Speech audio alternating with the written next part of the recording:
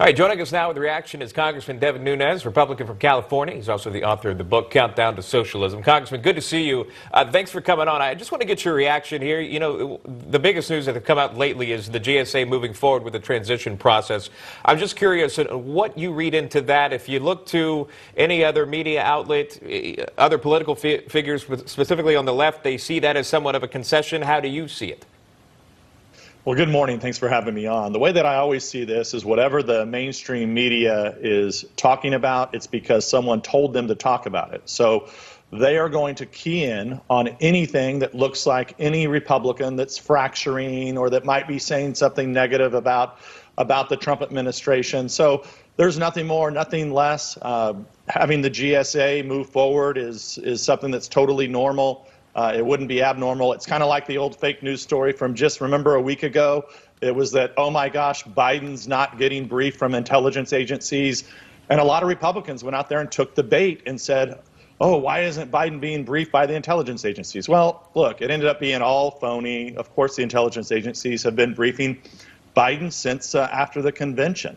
So it's just another one of these fake news narratives that's put out there in order to sway the American people one way or another. Congressman, take me back to that night, election night. When you think about so many of the irregularities that were brought up, the allegations of voter fraud, poll watcher issues, one of the big ones here was that there was a pause of counting votes, specifically in some battleground states. What are your thoughts on all that? What struck you the most in terms of what you've seen, what you've heard? Well, I think overall what I don't like is that the media is totally incurious about this, and Biden, who campaigned from his basement, doesn't want to ensure that he puts himself in the strong position, which would be, as you said just a little bit earlier as I was listening before I came on, that you have half of America that's not sure whether or not every vote was counted and if this was a legally conducted election. That's a problem. Joe Biden, if he really is president-elect, ought to be wanting to dissuade any American from having those types of thoughts. It's not good for the country, and it's not good for sure for his presidency. Another legal action. Go ahead, sorry. I was going to say another legal action that we're seeing. There's the Rudy Giuliani, Jenna Ellis that's carrying out the Trump campaign legal lawsuits. But then you also have Sidney Powell recently. They've distanced themselves from it and said she's on her different path here. She's going after Dominion. This may take some time, so they don't have time on their side. But I'll play this for you. I'll get your reaction. The only reason the glitches happened in the system was because he had so far many more votes than they had calculated in advance. Their algorithms wouldn't perform the functions they'd originally performed or were set to perform. They couldn't make up the vote count. He had gotten so many hundreds of thousands more than they planned. So that's when they had to stop the counting and come up with a way to backfill the votes. So again, that was Sidney Powell there, but Congressman, do you have any thoughts on Dominion voting? Do you have any concerns over it? Well, look, when you look at the states where this happened in, it sure is peculiar that all of the states that were very, very close all stopped counting at essentially the same time. And this is what I'm referring to when we talk about Americans that are going to be disenfranchised here. Half of Americans are going to be disenfranchised until we get to the bottom of these questions. And so I think you are right. It looks like there's two different strategies. It looks like the president's strategy is going to be looking in at what can they do now to ensure all the questions about whether or not elections were certified in the proper way. It seems like they're going to be bringing those challenges along with, you know, at what point were the absentee ballot process, was that legal? Seems like they've now separated, and Sidney Powell is taking this other track, which it sounds like it's going to be longer time to prove. But I will tell you, my experience with Sidney Powell has been very positive. She's very bright. She's very tough. And if she's saying this, she must have some type of evidence, at least enough evidence to where this would need to be looked at by not only by the court system, but also by election integrity officials. Sure, and these are major allegations that we've heard with not just Dominion voting systems, but other things that have happened in this election. And a lot of folks would ask, where is the FBI? Because this is a big deal. Why wouldn't you see them step in, take a look, if they are, at the claims, and if it's false, if it's bogus, just come out and say, okay, there was no validity, but we looked at it. Do you think you'd see anything go that far? Well, your point about where is the FBI, I mean, that's been the whole problem the last 5 years. We know where the FBI was 5 years ago. They were using very sophisticated secret laws to spy on Republicans. That's what they were doing 5 years ago. They've done nothing but cover up for 5 years through 2 different directors. And here we are after being dealt with this Russia hoax and the Ukraine hoax, the impeachment hoax, and still no one's been accounted for. And that's why the American people, and I've been saying this now for several years, if the FBI doesn't clean up their act, and DOJ, if they don't clean up their act, and if they think they're going to hide under the old thing of, oh, well, we're going to do an IG report, or, oh, we're going to have a Senate hearing or a House hearing, and we're going to make sure there's going to be a slap on the wrist that this is never done before, that's not going to cut it. And so you're going to see most of the Republicans within the Republican Party are going to say, no, I don't know a Republican in my area or Republican that I serve with, that if the FBI walked in today, I think what they would say is, please leave.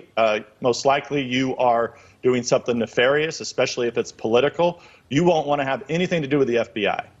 Now, that's a sad state of affairs if that indeed is the case. And that's why this has to be rectified, why we're waiting for this U.S. Attorney out of Connecticut, Durham, to actually do something. And if he doesn't do anything, then we're going to have a special prosecutor. Do you think you're going to, where do you stand with this, with the Durham Report? Are we ever going to see anything from the Durham Report? Is it just smoke and mirrors? Do you still expect anything coming from that? Well, look, I understood that maybe something didn't need to come right before the election because it could look political, so it could maybe cause a problem with the jury system and that sort of thing. But now, we're 2 weeks, 3 weeks after the election. I was expecting to see some indictments. I understand, look, this is a sprawling case. There's a lot to it. But to not see indictments except for one and to not see a report, I have a lot of concerns about it. And I know that, I get calls every day from my colleagues. So the leadership in the House, we're talking about this is, what on earth is going on? So, we're going to be asking to meet with DOJ officials to let us know what's going to happen, because clearly Joe Biden, I don't think he's directly involved in the Russia hoax, but he's for sure on the second or third ring of the Russia hoax. So, he would want to kill this in a hurry. And if you look at, I just put up on Parler just a few minutes ago, a story that was just out. You have many people that were involved in the Russia hoax, that were perpetuating the Russia hoax, that are now joining the Biden administration. So there is a lot here, and that's why we're going to have DOJ come up with some answers here before Biden takes over, because this will be just another cover-up of what has been a 5-year cover-up. Well, let me talk about that really quick, because there has been a push for a new special prosecutor. Tom Fitton at Judicial Watch, I'm sure you've seen this, but here's what he said on Twitter. The personnel announcement I'm waiting for is who will be the special prosecutor appointed by Donald Trump to investigate the Biden family. Do you agree? Yeah, well, you have 2 different issues there. One is we need a special prosecutor for the whole Russia hoax and the problems at DOJ and FBI, because we know they can't fix themselves. And then you have the Biden administration and many of his people involved in that Russia hoax. That's got to be taken care of. What you're talking about is the infamous Hunter laptop that was buried by the media leading up to the election. And look, as close as this election was, and if indeed it wasn't a fraudulent election, just the Hunter Biden laptop alone and the media's refusals to cover that story swayed the election. Never mind all the other issues that are out there. So that would be a separate, and indeed would need a special prosecutor. And how could you trust, knowing what they've been willing to do during the Obama administration with the Russia hoax, with the impeachment hoax? How can you possibly trust that the Biden administration would actually do a real thorough job of investigating what clearly looks like some serious crimes that tie the Biden family back to China and Russia and Ukraine and I think Kazakhstan and God knows wherever else? Yeah, well, that's going to be tough if there is a Biden administration to get that investigation going. We'll have to wait and see what happens to that. Going back to Durham real quick before you go, there are a lot of Trump supporters that feel that the investigation wasn't really real with Durham, and he more or less was quelling the voices of Trump supporters. Do you feel that the Durham investigation is actually a real investigation? Well, look, I've had a lot of confidence in the Attorney General Barr. We've made 14 criminal referrals. I know just from some of our sources, some of the people that witnesses, the people that we've interviewed in terms of the Republicans in the House of Representatives, some of those have come back to us and said that they have spent time, they've been interviewed.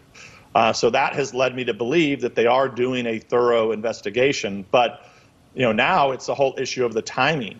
Whether or not there's going to be a report or not. This is, so look, I'm just going to wait to put down any judgment on this and to, at least for another month or so. Let's hope something happens. As long as I can check in with you in a month or so, if you agree with that. Well, look, congratulations. You guys are doing great at Newsmax, and I really appreciate you having me on. Yeah, absolutely. Anytime, Congressman. Good to see you. Thank you so much for coming on. We appreciate it. Devin Nunes. My pleasure. Thank you.